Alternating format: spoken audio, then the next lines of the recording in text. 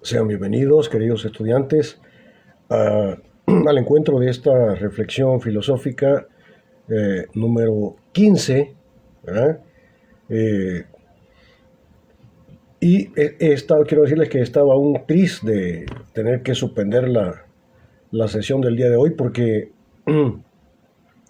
se me dañó el mouse y he tenido que correr al centro de la ciudad a buscar un mouse. Pero aquí estoy. Entonces, el día de hoy vamos a tener una sesión, digamos, bastante apretada, eh, no muy larga, muy sintética.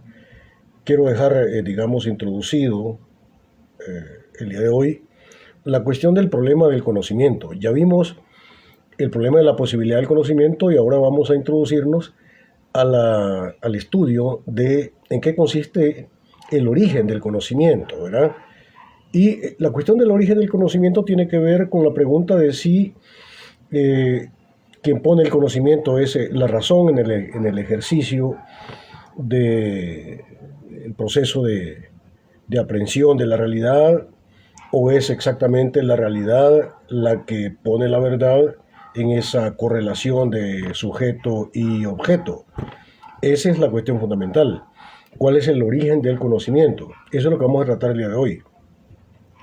Y para esclarecer, digamos, el carácter problemático de la cuestión, vamos a empezar eh, con un ejemplo clásico para esclarecer en dónde está la problematicidad del origen del conocimiento.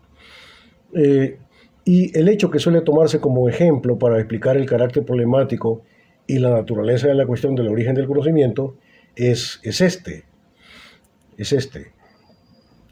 Cuando se afirma que el sol calienta la piedra, se hace esa proposición de que el sol calienta la piedra, se parte de que entre estos dos elementos de la realidad, el sol y la piedra, entre estos dos elementos de la realidad, sol y piedra, pues hay una relación. Ese es el primer elemento fundamental. Pero, ¿qué tipo de relación es la que hay? En la proposición, el sol calienta la piedra. ¿Qué tipo de relación es la que hay? Rápidamente se propone que hay una relación de tipo causal, no casual, sino causal, en el sentido de que el calentamiento de la piedra es causado por la intervención del sol. Sin embargo, en términos de la sensibilidad, ¿sí?, en términos de la experiencia sensible del sujeto y el objeto, de la razón que propone que el sol calienta la piedra, o sea, en términos de la sensibilidad, lo único que podemos apreciar con los sentidos es que en el suceso o en el acaecimiento, ¿sí?, temporal de las cosas, ¿sí?, hay un hecho que sigue al otro. Eso es lo que, digamos, captamos a través de los sentidos. En la cuestión de la proposición de que el sol calienta la piedra, pues lo único que vemos es que una cosa sigue a la otra. Eso es lo que a través de la sensibilidad podemos apreciar. La presencia de la luz solar y el calentamiento de la piedra, eso es lo que vemos. Ahora bien, un filósofo inglés del siglo XVIII, David Hume, decía que no hay tal causalidad que pudiera ser apreciada por los sentidos. No hay tal causalidad, ¿verdad? No existe esa causalidad. Que lo único que sí sería apreciable por los sentidos es que una cosa sigue a la otra y que por efecto de la costumbre hemos dado en afirmar que una cosa es la causa de la otra. La idea de causalidad no es algo físico que esté presente en el fenómeno observado. ¿Cuál es el fenómeno observado? El fenómeno observado es que el sol calienta la piedra. La idea de causalidad no es algo físico que esté presente en el fenómeno observado, sino que es una idea de la razón. O sea, lo que observamos a través de los sentidos es que una cosa sigue a la otra. La consideración de que hay una relación causal en el sentido de que el calentamiento de la piedra es causado por la acción calentante del Sol, eso es producto de la razón, dice David Hume. ¿Sí? Es producto de la razón. O sea, en ese sentido, lo que está diciendo Hume es que el concepto de causalidad es un concepto inventado por el entendimiento humano, pero que en el orden de las cosas reales no ocurre así. Lo que ocurre en el orden de las cosas reales es de que una cosa sigue a la otra, pero no hay tal relación causal. ¿Sí? Por eso Hume decía que no hay tal causalidad que pudiera ser apreciada por los sentidos, que lo único que sería apreciable es que una cosa sigue a la otra, y que por efecto de la costumbre hemos dado en afirmar que una cosa es la causa de la otra. La idea de causalidad no es algo físico que esté presente en el fenómeno observado, sino que es una idea de la razón. Ahora bien, es el planteamiento de David Hume en el siglo XVIII. Johannes Hessen, filósofo de finales del siglo XIX hasta 1971, cuando él muere, dice lo siguiente, cito palabras de Johannes Hessen: la experiencia nos revela que un proceso sigue al otro. Nosotros agregamos la idea de que un proceso resulta del otro, es causado por el otro. Pero eso es un producto de la razón, no es lo que está en la realidad. Entonces, el juicio de que el Sol calienta la piedra, bueno, en el juicio, en la proposición teórica de que el Sol calienta la piedra, hay dos factores a considerar.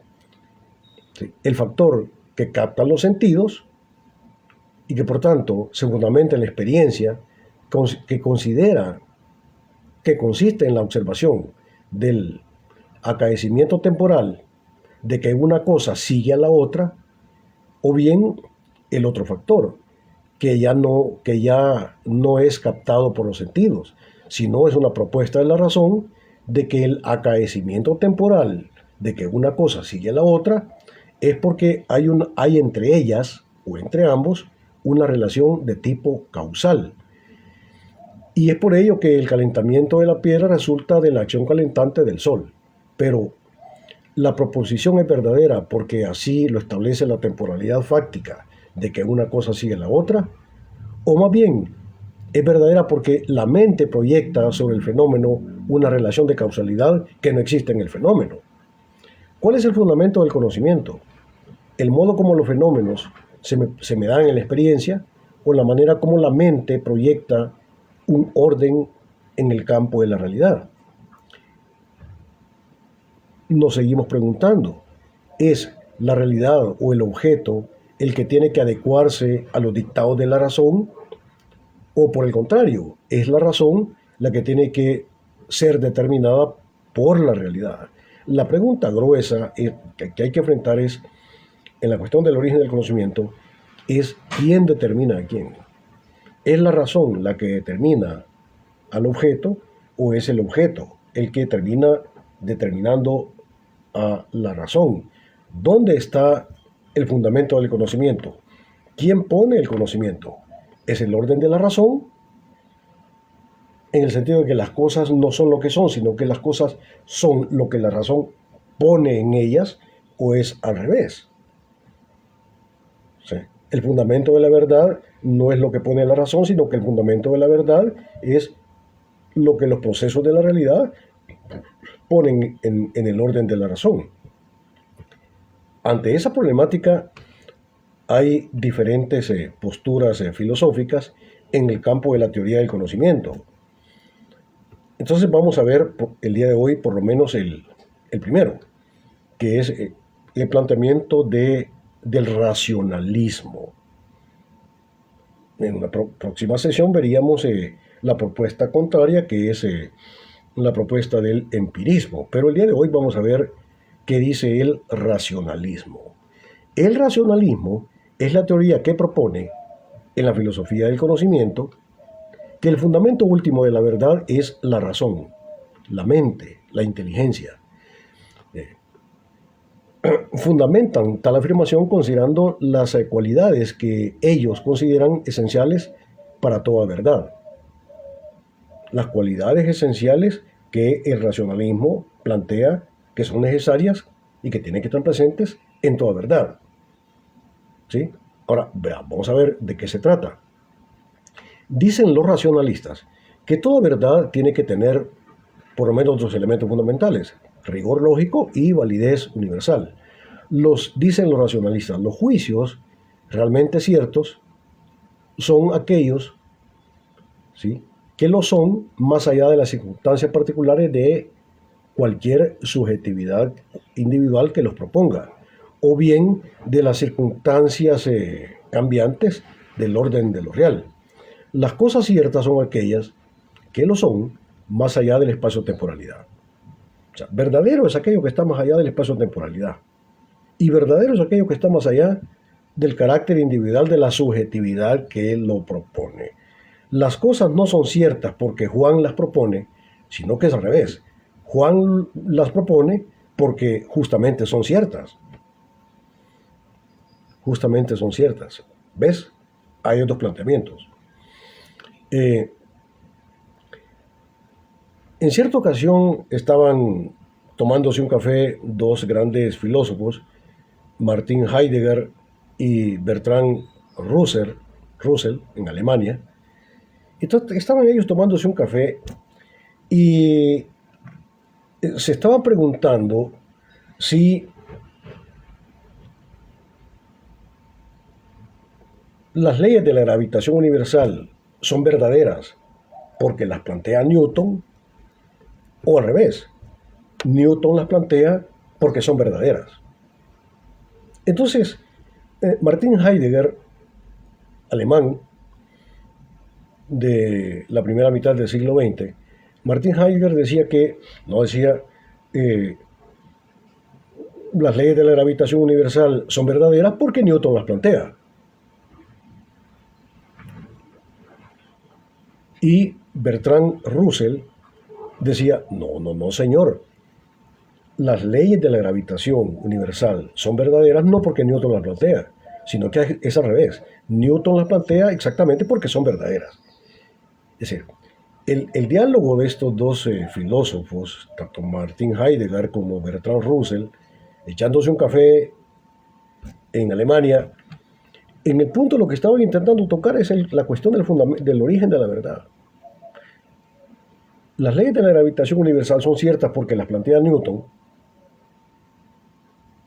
Y entonces cuando Martin Heidegger dice que eso es así, que son verdaderas porque Newton las plantea, significa que para Martin Heidegger, ¿sí?, las leyes de la gravitación universal son ciertas porque las plantea una razón, es decir, Newton. No porque lo sean en sí desde sí. A lo cual le respondía Bertrand Russell que no, que es al revés. O sea, Newton las plantea exactamente porque son verdaderas. Y entonces, para Bertrand Russell, el origen de la verdad no estaba en la razón de Newton, ¿sí?, sino que estaba justamente en el fenómeno de la gravitación universal. O sea, no es tanto la realidad la que tiene que adaptarse a la razón, sino que es al revés, es la razón la que tiene que adaptarse a los procesos de la realidad. ¿Ves? De eso es lo que estamos hablando. ¿Cuál es el origen del conocimiento? La ley de la gravitación universal es cierta porque la plantea Newton, y entonces se cree que el origen de la verdad es la razón. O es al revés. Newton la plantea porque justamente es verdadera. Y entonces el origen de la verdad no está en la razón, sino que está en el orden de las cosas reales. Ese es el asunto. ¿Nos estamos entendiendo?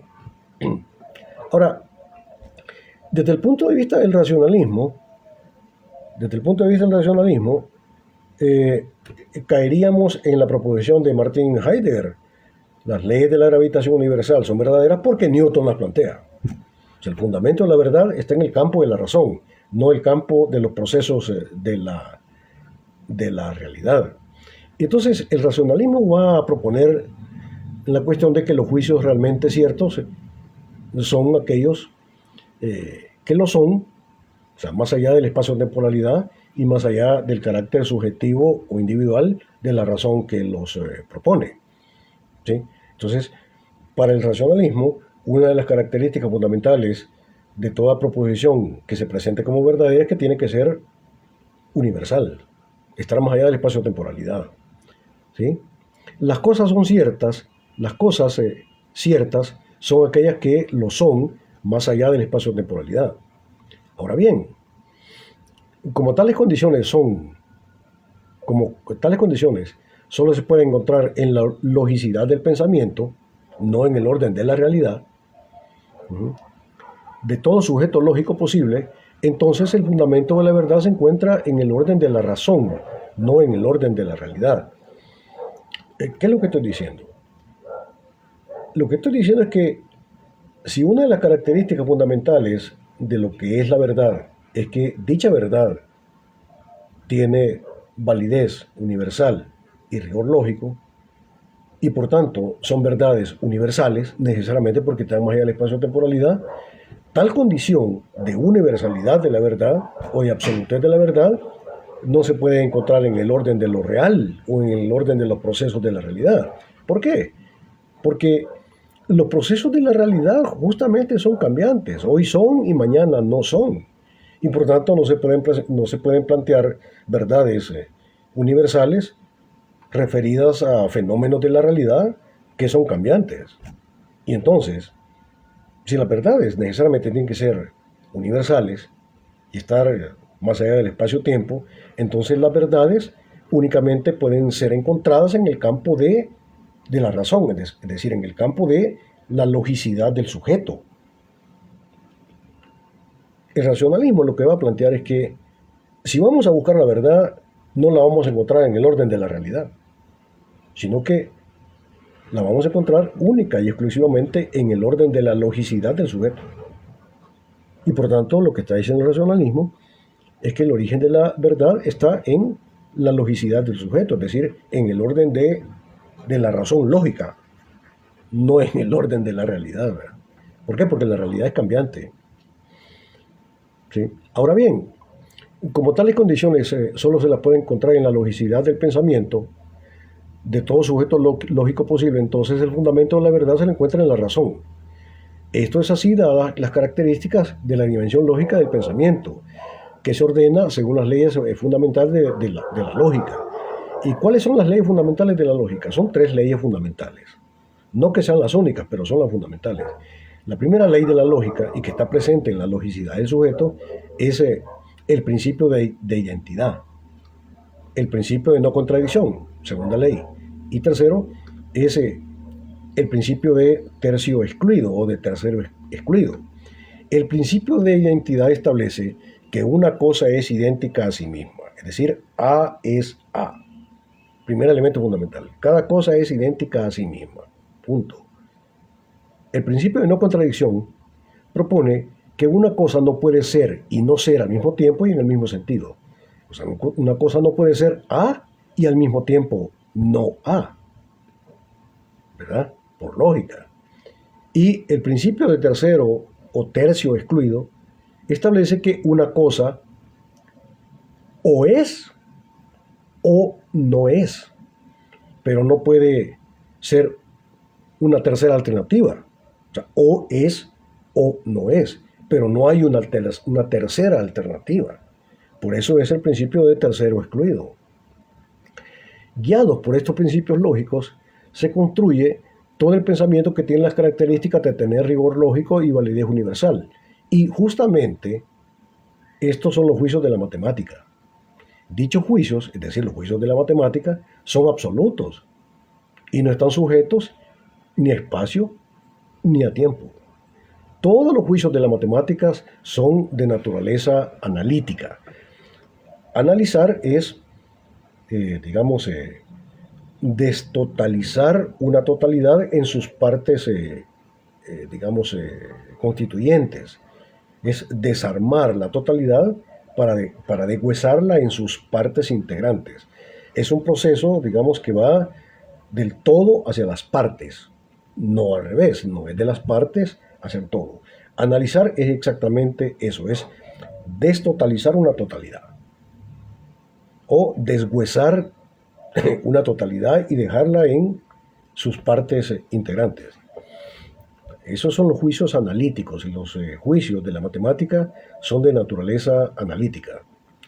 Todos los juicios de la matemática son de naturaleza analítica. Por ejemplo, en el juicio 3 es igual a 2 más 1, ¿sí? Ese es un juicio. 3 es igual a 2 más 1. En donde el predicado de ese juicio de 3 igual 2 más 1, el predicado es 2 más 1. Ese predicado de 2 más 1 ya está presente, ya está incluido en el concepto del sujeto. ¿Y cuál es el sujeto? En la proposición 3 igual 2 más 1. El sujeto es el 3. Por tanto, el predicado 2 más 1 ya está presente en el concepto de 3. De tal manera que el predicado no añade nada a lo que ya está presente en el sujeto. Y el predicado es únicamente la exteriorización, el desenrollamiento de lo que ya está presente en el concepto. ¿Sí? Ya está presente en el concepto. El predicado ya está presente en el concepto. Todos los juicios analíticos son de la forma S es P. S es P. Pero en el juicio de que S es P, S me aparece dos veces. S me aparece como sujeto, es decir, S, y luego me aparece como siendo P. Pero P es solamente una de las formas de la presencia de S. Igual, 3 igual 2 más 1. El 3 ya está presente en forma desarrollada en el predicado. 2 más 1. 2 más 1 no expresa más que lo que ya estaba presente en el concepto de 3. Entonces, en los juicios analíticos no se crea nada nuevo. Simplemente se sacan las consecuencias lógicas de lo que ya estaba presente en el origen. Pero no hay nada nuevo.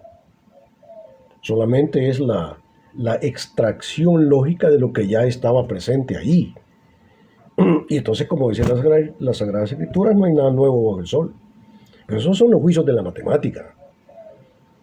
O sea, el primer asunto es que los juicios de la matemática son de naturaleza analítica y que los juicios analíticos, ¿sí?, únicamente lo que hacen es desenrollar lo que ya estaba presente en el origen. Pero no hay creación de nueva realidad. O sea, no estás diciendo nada nuevo. Quizá lo único nuevo sería que estás planteando las diversas formas en las cuales se me hace presente lo que ya estaba en el origen. Es más de lo mismo. Grave el asunto. El predicado no hace más que explanar la verdad ya presente en el sujeto. Es como poner en la evidencia lo que ya estaba presente en el sujeto. Como decimos, los juicios que se fundamentan en la experiencia están sujetos a cambio permanente, según el tiempo y según el espacio. Tanto el sujeto que los propone, como también la realidad a la que el sujeto se refiere. O sea, en los juicios que se refieren a la realidad, a la experiencia, están sujetos a la mutabilidad tanto de la realidad, que se mueve y cambia, el cambio espacio-temporal, y también el sujeto que las propone es un sujeto cambiante, como ya lo vamos a ver en el pensamiento de Platón. ¿Sí? Entonces, por eso es que el fundamento de la verdad, que tiene como característica de ser absoluta, no puede provenir de la realidad, porque la realidad cambia.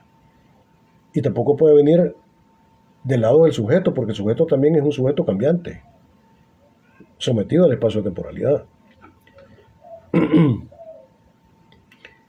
Hay cambio por el lado del sujeto, como también por el lado del objeto. Todo cambia, todo permanece. O sea, todo cambia, nada permanece, decía Heráclito. en el siglo, digamos, sexto antes de Cristo. Únicamente los juicios que provienen de la razón pueden tener validez universal y rigor lógico. Sí, pero los juicios que propone la razón lógica, no la razón subjetiva. Por tanto, esos son los únicos juicios verdaderos. El racionalismo lo que me está diciendo es que los únicos juicios o proposiciones teóricas que son verdaderas, porque pueden ser universales, son los que provienen de la razón lógica, no los juicios que provienen de la consideración de la realidad. Y por eso, el origen de la verdad no está en el orden de las cosas reales, sino que está en el orden de la razón. Eso es lo que me está diciendo él, el planteamiento de naturaleza racionalista. Únicamente los juicios que provienen de la razón pueden tener validez universal y rigor lógico.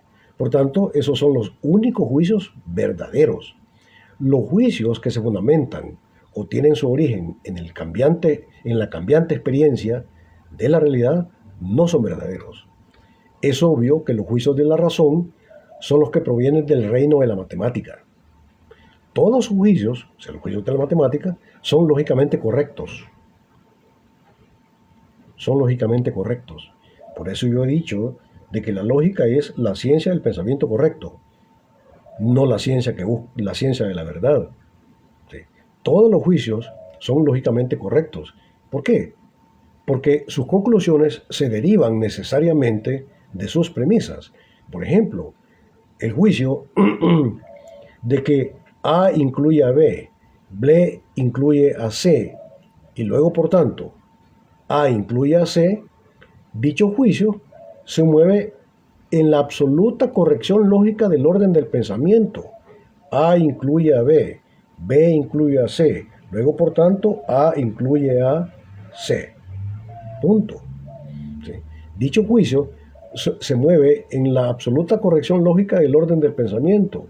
No importa que sea realmente A o B o que sea realmente C.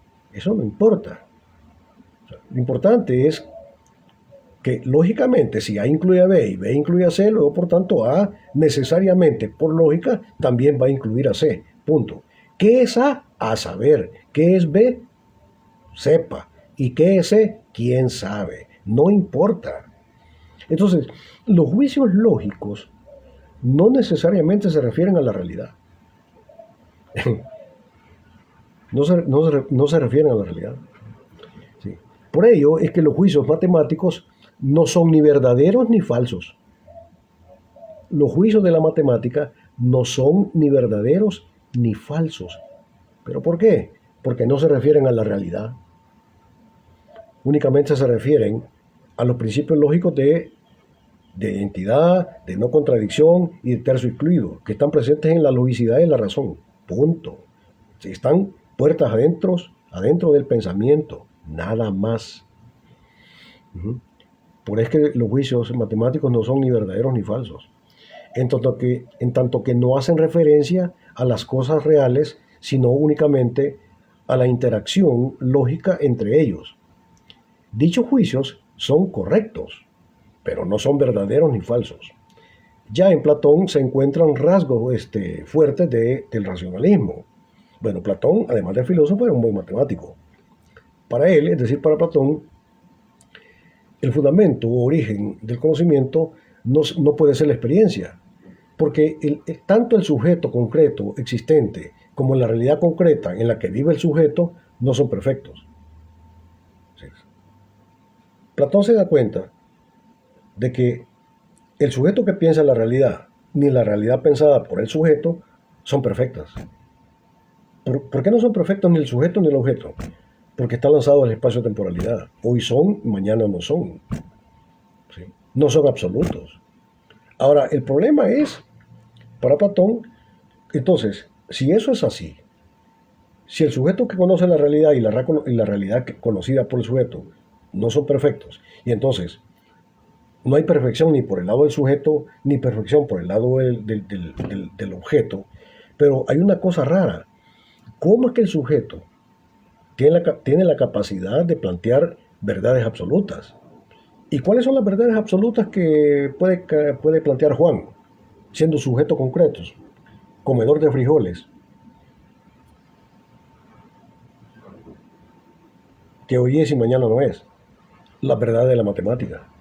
Cómo el ser humano tiene la capacidad o la posibilidad de construir desde la matemática verdades universales. ¿Cómo es eso? Si el sujeto es imperfecto y la realidad en la que vive el sujeto es imperfecta. Y lo perfecto no puede tener como origen o como causa lo imperfecto. Entonces, la capacidad humana de proponer verdades absolutas, primero, no puede venir ni de la imperfección de la realidad, ni de la imperfección del sujeto que las propone, pero tienen que venir de alguna parte. Entonces, ¿cuál es el origen de las verdades absolutas que el ser humano tiene la capacidad de plantear? Claramente no pueden venir de la experiencia. Para Platón, el origen de la verdad no es la experiencia.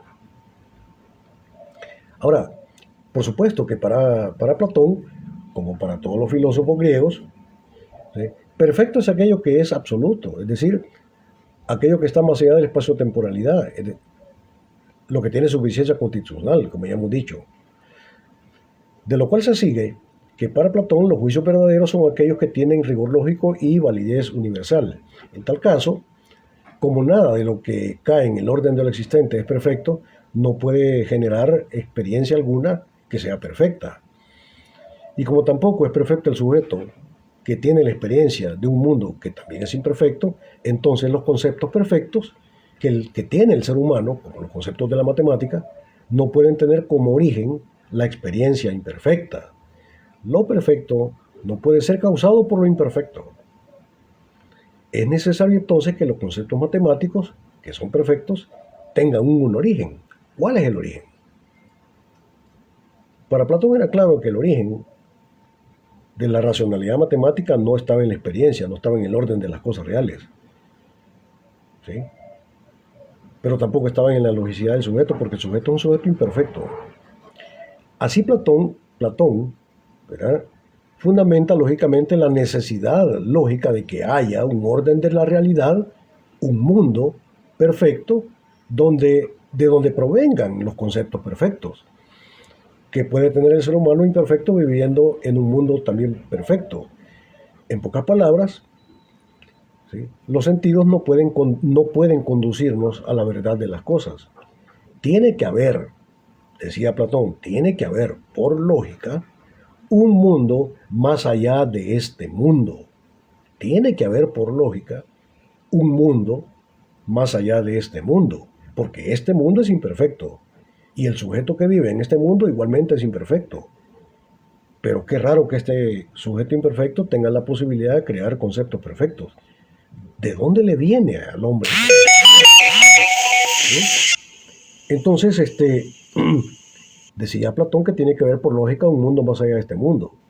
Hay que advertir que Platón da un salto, ¿sí?, del campo de la lógica a la ontología. Bueno, eso ya lo veremos después. ¿Sí? La necesaria realidad de un mundo verdadero es un producto de la razón lógica. Por tanto, es la razón la que postula la necesidad lógica de la realidad de un mundo perfecto, inaccesible por la vía de los sentidos, y que aparece como verdadero origen del conocimiento. Pero no solamente del conocimiento, sino también de esta realidad. Entonces, Platón postula la necesidad lógica de que haya un mundo verdaderamente real, que no es este mundo, porque ese mundo verdaderamente real es el mundo perfecto.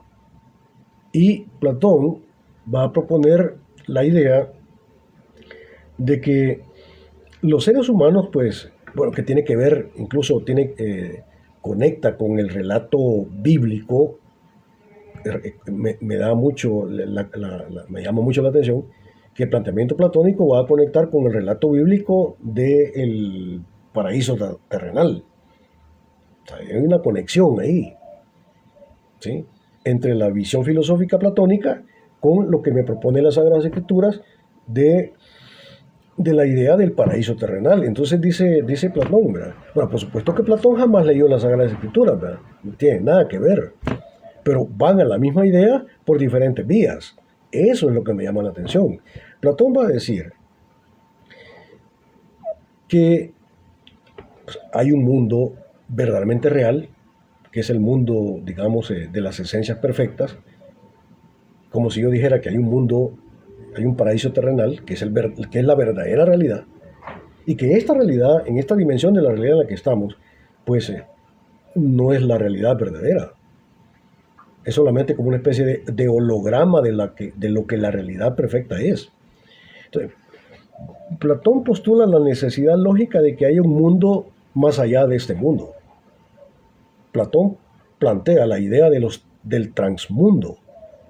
Entonces dice Platón que el ser humano es un ángel caído, es un ente caído, que vivió antes en ese orden perfecto de las cosas, como si dijéramos, refiriéndonos a la Biblia, de que el ser humano pues vivió en un paraíso terrenal, ¿verdad? Entonces Platón dice que el ser humano vivió en un mundo perfecto y el hombre es un ángel o un ente caído que cayó por la vía de la sensibilidad. ¿Mm? En el campo de la visión teológica de las Sagradas Escrituras, el hombre cae por la desobediencia. Pero la idea es bastante coincidente, es decir, el ser humano vivió en un orden de la realidad perfecta, luego cae, por un lado por la desobediencia y como dice Platón, por la sensibilidad, pero el hombre es un ente caído, que vivió antes en una realidad perfecta. ¿Sí? ¿Ves? Y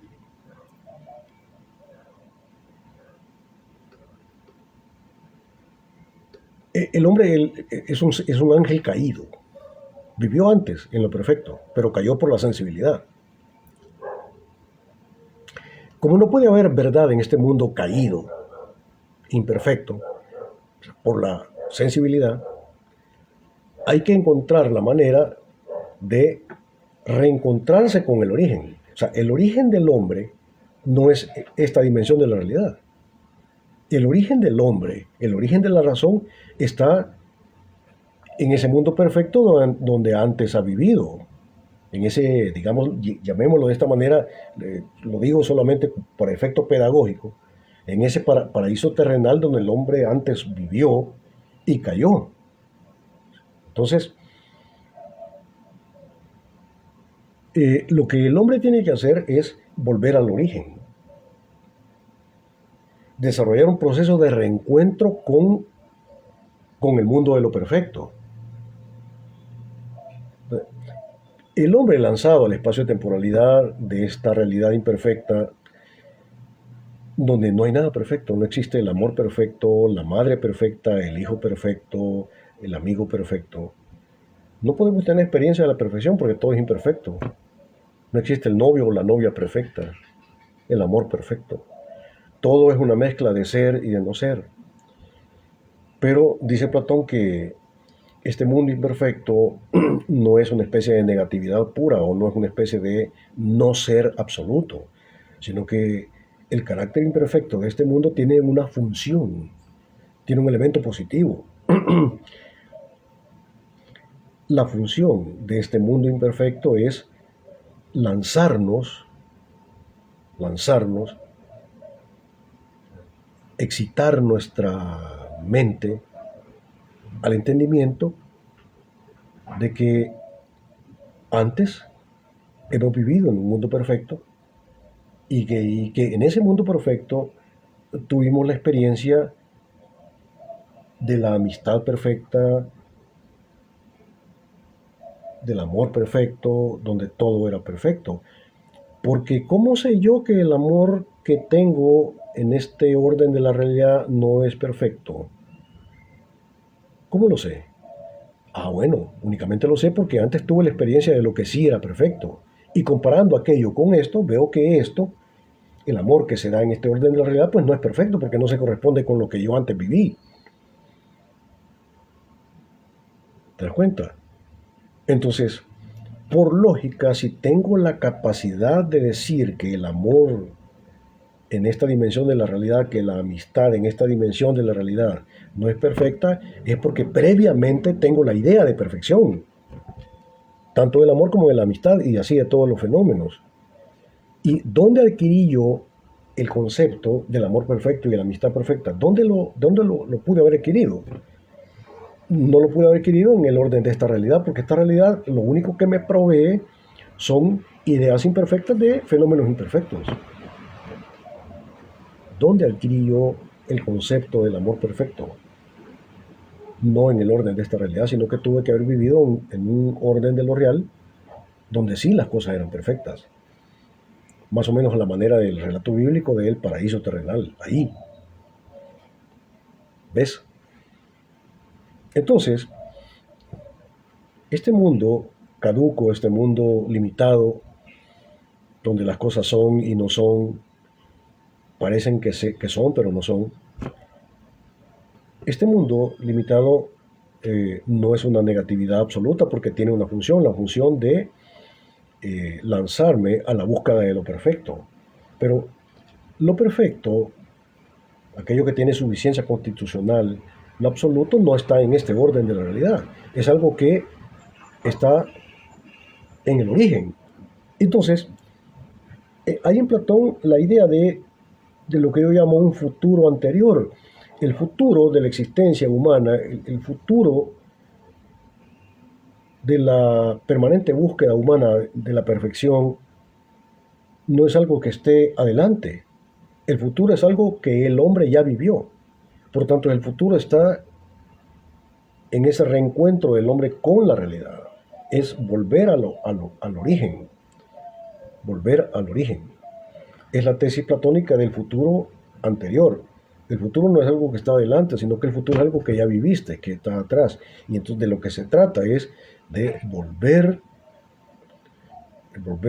o desarrollar un proceso de reencuentro con las raíces de lo que fuiste, con las raíces del ser absoluto con el cual estuviste. Recién me preguntaba Daniel, mi hijo de 6 años, me preguntaba, Daniel me decía, papi me decía, ¿y yo antes dónde estuve? ¿Dónde estaba yo antes? Me preguntaba Danielito. Y entonces yo, realmente por la gravedad de la pregunta que el niño me estaba haciendo, yo no alcancé a decirle más que esto. Hijo, antes vos estuviste en la mente de Dios. Ese fue tu origen. Estuviste antes presente en la mente de Dios. Por tanto, estuviste en el seno del absoluto, en el orden de lo divino. Eso es lo que está diciendo Platón. El origen, no solamente de la verdadera realidad, sino también del conocimiento, no está en este mundo, sino que está en el orden de la divinidad, ¿sí? En el orden de ese mundo perfecto del cual el ser humano proviene. Un poco paragonando la cuestión de la respuesta que yo le di a Danielito, pues eso es lo que está diciendo Platón. Antes hemos sido perfectos en la mente del absoluto y estamos acá lanzados al espacio-temporalidad, pero nuestro destino no es quedarnos en el espacio-temporalidad. Nuestro destino es volver a ser plenos en el absoluto y con el absoluto. En la misma idea que yo siempre les he dicho, porque en él nos movemos y existimos. Entonces, claramente, para Platón, que es uno de los grandes filósofos de todos los tiempos, del siglo III antes de Cristo, el origen del conocimiento, como el origen de la realidad, de aquello que es verdaderamente real, no está en esta dimensión de la realidad, sino que por lógica tiene que haber una dimensión de la realidad más allá de esta realidad en donde el ser humano previamente ha vivido. O sea, hay dos órdenes de la realidad. Esta dimensión de la realidad, que no es perfecta, que no es verdadera, y hay una segunda dimensión de la realidad que sí es verdadera y que sí es perfecta. Y eso puede demostrarse desde Platón por la vía lógica. ¿Ves? Entonces, obviamente, para Platón, bueno, Platón era un racionalista, uno de los, digamos, exponentes de la propuesta racionalista del origen del conocimiento. El conocimiento no está en el contacto que el sujeto imperfecto tiene con la realidad imperfecta. El conocimiento está en la relación que el hombre tiene con el absoluto, porque solamente en esa relación del hombre con el absoluto puede haber, primero, verdadera realidad y segundo, conocimiento. Pasen ustedes un maravilloso día. Si les es posible, descansen en estas vacaciones. Pues los que son cristianos, pues traten de reflexionar sobre los misterios de nuestra fe. No se trata solamente se trata de conocer también los profundos misterios de la fe. Entonces aprovechemos un poco para descansar y para reflexionar también en los misterios de nuestra fe cristiana. Descansen, pasen un maravilloso día y si Dios así lo permite y está en sus designios, nos veremos después de esta Semana Santa. Feliz día para todos.